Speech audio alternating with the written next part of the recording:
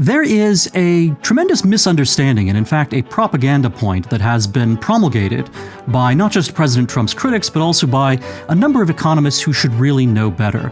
They like to take advantage of the fact that most Americans, most people, have not really thought about how prices work. Now, why would these other countries and these other blocs, such as the European Union, take a deal that is actually suboptimal for them? Why would they take a deal that is better for America than it is for the European Union? Well, they do it precisely because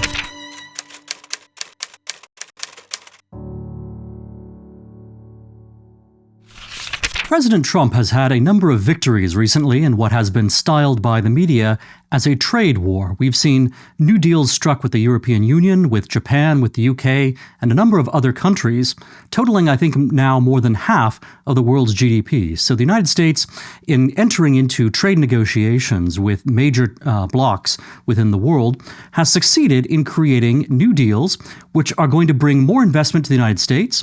They are going to actually raise tariffs on other countries, but without doing so to such a punitive degree that it would significantly damage trade. So President Trump is trying to get the best of all worlds here in terms of having a degree of protection for our domestic industries in the United States, while also being able to provide American consumers with foreign goods at prices that are still very reasonable. And President Trump's aim here, the aim of all good trade policy, is to create an environment in which there is maximum competition. So we don't want to have a situation where, on the one hand, because of various kinds of support that other countries give to their industries, you wind up with the United States being dependent on foreign production and therefore not having a great selection of competitors to choose among, because it is foreign countries and their firms which are providing us with goods, rather than having a choice of both foreign and domestic goods.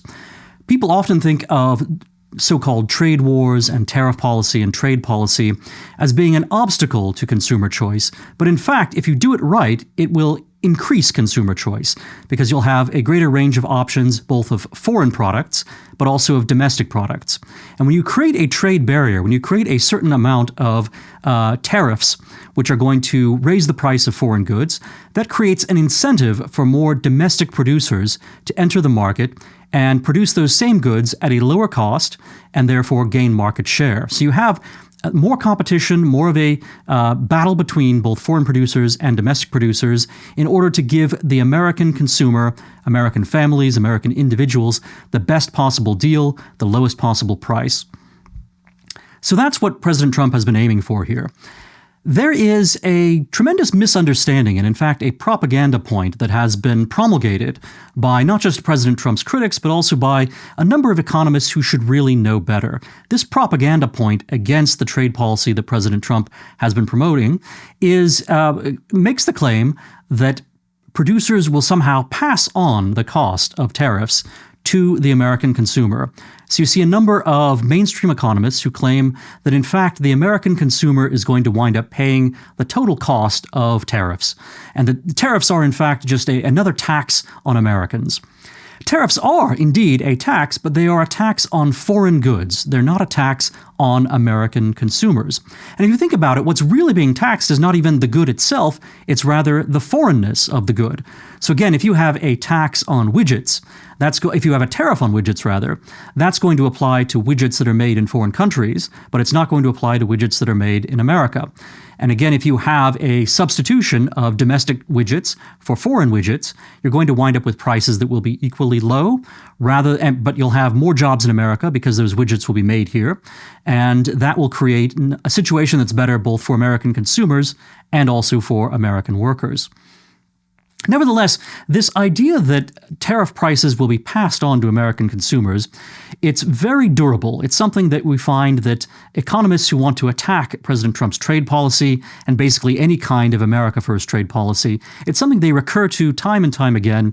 It's something that they find works very well because the public doesn't understand how prices work. This is an unfortunate situation where too many academic economists are actually preying upon the ignorance of the general public about the nature of prices. Even though the economists themselves know better, they like to take advantage of the fact that most Americans, most people, have not really thought about how prices work. Now, intuitively, the way that many people think prices work is that it's a matter of summing up the cost of the inputs of creating a good and then adding some arbitrary amount of profit on top. So if building a widget costs a certain amount of money in terms of the materials that are involved in creating the widget, and it also involves a certain amount of money that's necessary for the labor costs of creating the widget, you put those two things together, and then you also add on an arbitrary amount of profit, and there you go, you've got your price. Based on this theory, they would say, well, anything that drives up input prices, that makes the material costs or the labor costs of creating a widget go up, will therefore necessarily raise the cost of the widget. And therefore, you could say, well, in fact, the price of the increased material costs or the increased labor costs is being passed on to the consumer. Unfortunately, this is not at all how prices actually work in the real world. And the crazy thing is that economists actually know this very well. There's an extraordinary body of literature on economic price theory, which, however, economists who want to make propaganda points against President Trump and against an America First trade policy, they will not bring up these things that they know about how prices actually work. So the first thing is to clear your mind of the idea that consumer prices are dictated by input factors. They're not based on material costs plus labor costs plus an arbitrary amount of profit. If it were the case that producers could simply create their own prices, name their own price, and have consumers pay it no matter what, that might be the way they worked. But consumers are actually the ones who have, in effect, sovereignty here. Consumers are the ones who really drive and dictate prices. It's consumer demand that drives prices much more than it is producers' wishes.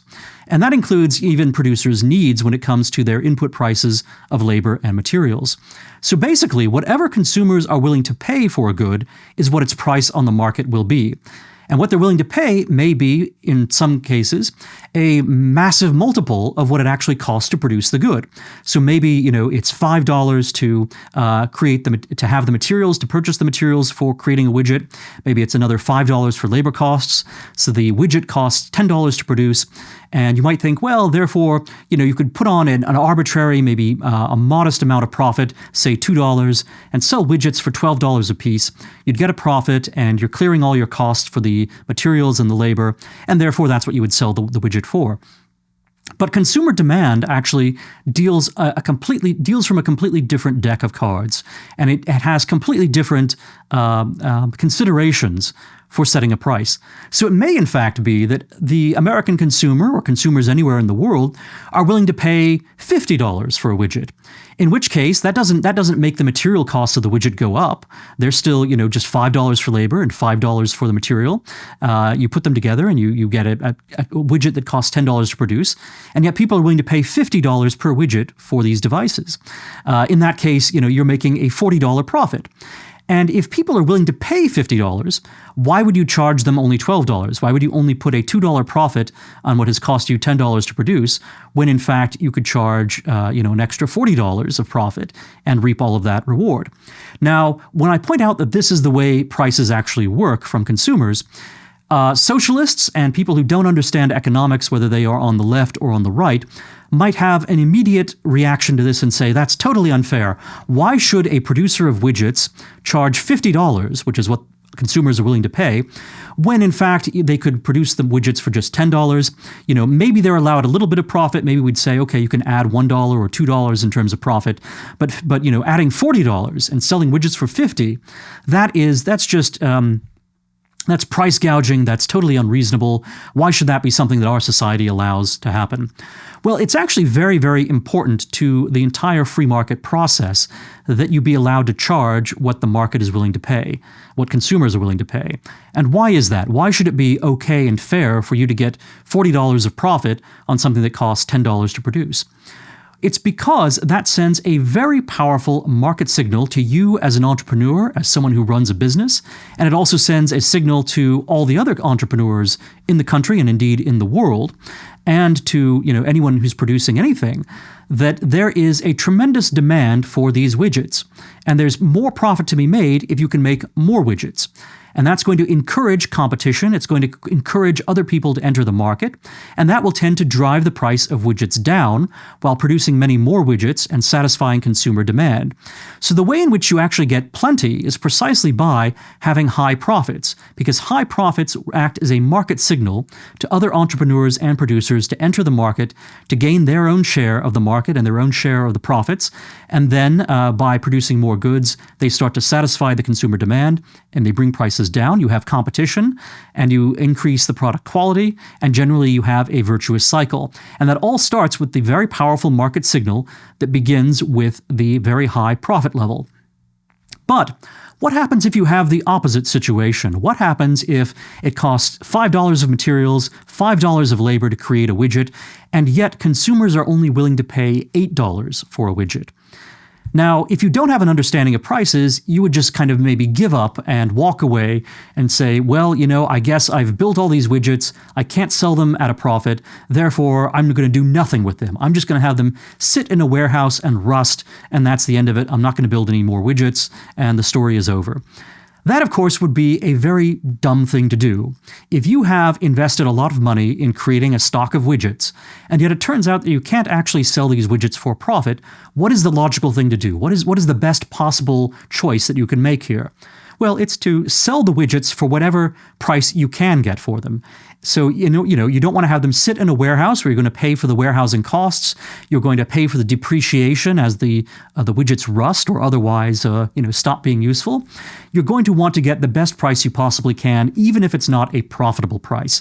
So once again, it's the consumers who have the power in this relationship. If consumers are willing to pay $50 for a widget, they're going to deliver tremendous profits to widget manufacturers. If, on the other hand, consumers are only willing to pay $8 for a widget, that's going to lead to a loss for widget manufacturers.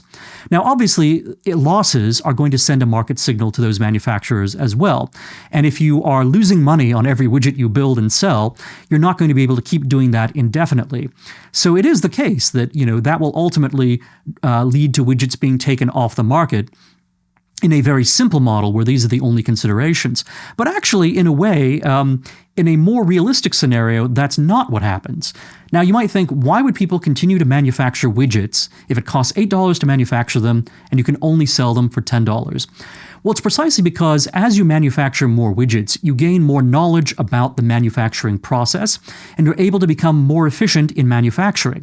So if you are a business owner, if you're an entrepreneur, you can look at that market signal and say, aha, it costs $10 to manufacture a widget. I can only sell them for $8. That's all consumers are willing to pay. What I, as an entrepreneur, as a businessman, as a producer, what I need to do is to find a way to make widgets for only $7. And that means perhaps I need to find less expensive inputs, maybe less expensive materials, or manufacturing processes that will allow me to lower my costs. Maybe I'll be able to increase the efficiency of our labor, and therefore we'll be able to produce two widgets instead of just one widget for $5 of labor value. So there is a pressure to be efficient, and there's a pressure to start creating more goods for less expense if you are getting losses on your manufacturing of widgets.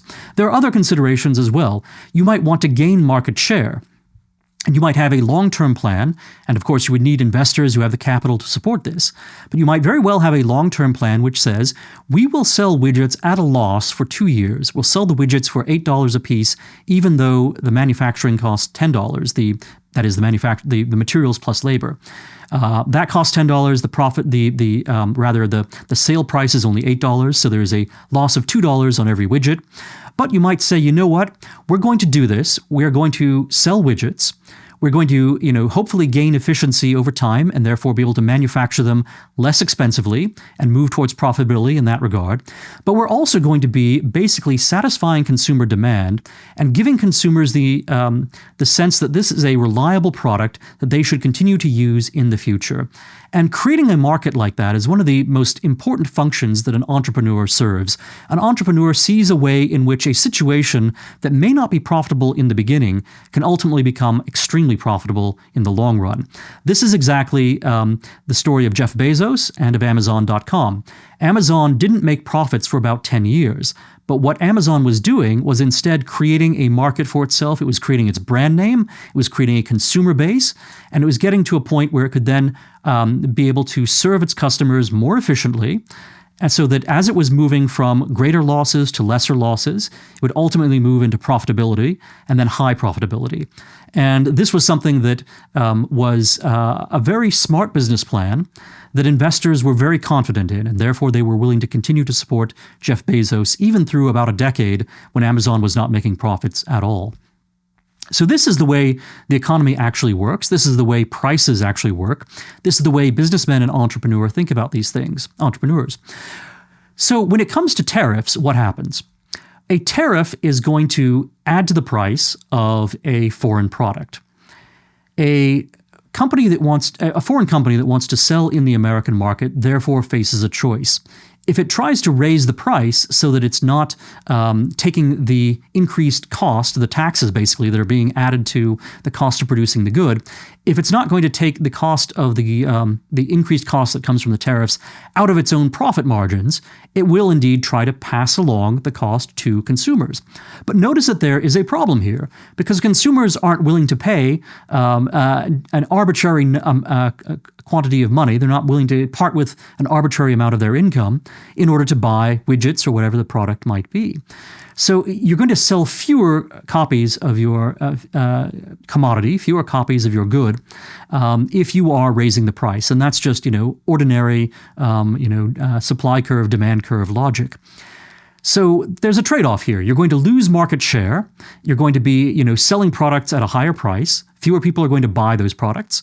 And instead, you may find that domestic producers of the same good are now going to start gaining the market share that you're losing by selling the product more affordably than you're selling it for.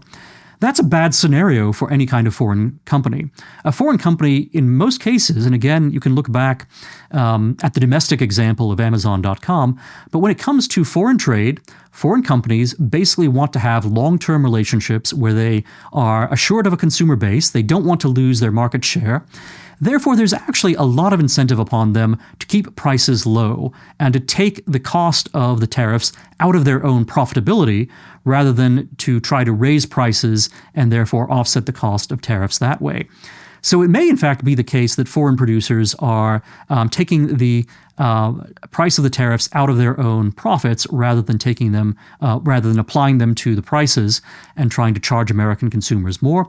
And of course, as long as you have a healthy degree of competition and the right market incentives within the domestic market, within America, you will have domestic producers who will see new opportunities to make a profit by entering the market, who will do so and lower prices by increasing the amount of goods in order to fill the gap that has been left by now more expensive foreign products. So this system tends to balance out, and again, it is consumers, not producers, and certainly not governments or tax authorities. It is consumers who have sovereignty here. It is consumers who ultimately decide what they are willing to pay for a product, what products they want to buy, and if they find that the price is something that is unsatisfactory for them, what they will do is look for substitute goods, or they will look for, alternative, more generic products, lower priced products. But in any case, it is the consumers and their demand which ultimately shapes the entire economic picture. And that's regardless of whether there are tariffs or not. It's regardless of what the profitability of the companies involved might be. And it's regardless of both the material costs and the labor costs. Consumers are not interested in any of that. None of that adds to the dollars that is in a consumer's pocket. It doesn't change the capacity of consumers to pay for goods, and it does not change the willingness of consumers to buy certain products. What changes their willingness is seeing prices actually go up, which makes them less willing to buy those products. Consumers have an enormous amount of power, both in terms of domestic producers and how they're able to make domestic producers produce goods that are at the price point that consumers want to pay. But our consumers domestically also have an enormous amount of power over foreign producers, and ultimately, of course, they, as part of the mass public, have a tremendous amount of power over our government and our politics also. So consumers are going to be well served no matter what. One of the other points that needs to be raised here is that precisely for this reason, the United States has tremendous leverage over all the other countries in the world. You'll often see that economists in the ivory tower in the academy are shocked that Trump is able to get these trade deals with the European Union and with Japan and others. Basically, these are deals that are very favorable, very advantageous for the United States, and they seem rather disadvantageous in some ways for Europe and for Japan and the UK and others. Now, why would these other countries and these other blocs, such as the European Union, take a deal that is actually suboptimal for them? Why would they take a deal that is better for America than it is for the European Union? Well, they do it precisely because they absolutely need access to America's consumer market. Think about it. America is not the largest country in the world. There are many countries that have a larger population than we have. We are one of the richest countries in the world in terms of per capita GDP and disposable income per capita in particular. But there are other countries that can compete with us, although almost all of them, in fact all of them, are smaller than we are. America occupies the sweet spot where we have both a very large country of more than 300 million people, and we also have a very high per capita GDP. And what that means is that America's market is the most desirable market in the entire world, in the whole planet, in terms of companies wanting to sell their goods here because they will get a very good price because Americans have a lot of money and there are a lot of Americans. And therefore, if you're selling to a wide market, 300 million people who all have a significant amount of money in their pockets, speaking in terms of relative terms of global wealth, you will be able to turn a very good profit. And if you're locked out of that market, on the other hand, there is no place else in the world you can go where you can find the same sort of situation. There's no place else in the world where you will find as many people who have as much disposable income. And therefore, it would be an absolute disaster for companies in Japan or in the European Union or indeed in Canada or elsewhere to be locked out of the American market, to be priced out by very high tariffs. Therefore, all these other countries have a very powerful incentive to try to negotiate with the American government to lower tariffs. And so Trump realizes that he has the advantage in this relationship, in these negotiations. Trump, of course, he comes at these questions not as a theoretical economist, not as someone who's just trying to maximize global utility. He instead comes at these questions, first of all, as a businessman himself who has negotiated a lot of tough real estate deals in New York City. And he also comes at it as a politician who has an America First agenda and a public that wants him to get the best possible deal specifically for Americans. And therefore, Trump comes to these negotiating tables and he says, here is how we are going to get the best possible deal for America. If our foreign partners don't want to accept the most advantageous deal for Americans, then you don't get access to the American market. It's going to be very restricted for you, and you're not going to be able to sell your goods here. You're not going to be able to have any kind of substitute market that you can find anywhere else in the world, and therefore your domestic industries are probably going to be very badly damaged by this, and that's going to have tremendous political repercussions at home, whether it's in Japan or the European Union or Canada or elsewhere. So Trump goes into these negotiations holding the strongest possible hand, and as a result, we are getting very good deals. Now, there are only two countries, really, which have not been willing to play along with President Trump's trade agenda. Ironically, they're both our nearest neighbor and also our greatest world rival. So the People's Republic of China, Communist China, is itself obviously a very, very large country indeed, with more than 1 billion people. It's also a country that has an increasing amount of per capita GDP, although it's still very far behind the United States. But China is enough of a powerhouse economy unto itself that it feels like it can have a strong hand in negotiating with President Trump and the United States. And of course, American consumers have become so accustomed to buying Chinese products that if all Chinese products were to disappear from shelves tomorrow, American consumers would be very shocked by that. And it would be very hard, perhaps, for American domestic producers to pick up the slack and to fill that gap in a very quick way. So keep in mind, one of the risks of trade policy is it certainly is the case that as long as American domestic producers are able to fill the gap of more expensive foreign goods, then consumers will not see prices rise because competition will be as great or even greater. On the other hand, if there are certain markets or certain market niches that American domestic producers cannot fill, or if the change is so great so suddenly that you don't have time for American domestic producers to create enough productive capacity to fill the gap, then you will potentially see price shocks. So that's what China thinks that gives them a strong hand in negotiating with President Trump. In the case of Canada, it's a matter of sheer perversity. Canada is extremely dependent on trade with the United States, and yet the Canadian government, because it feels insulted by President Trump and has a sense of pride here, and also there is a sense, I think, among the Canadians of an existential threat here, that if the Americans are able to drive such a hard bargain with Canada, which is a small country and, as I said, is extremely dependent on the United States for trade, if the Americans are able to get everything they want now, they will continue to be able to get everything they want from Canada. And then basically President Trump's jokes about turning Canada into the 51st state will no longer be jokes. They will be, a sort of de facto economic reality. And if it's an economic reality, it may very well become a political reality.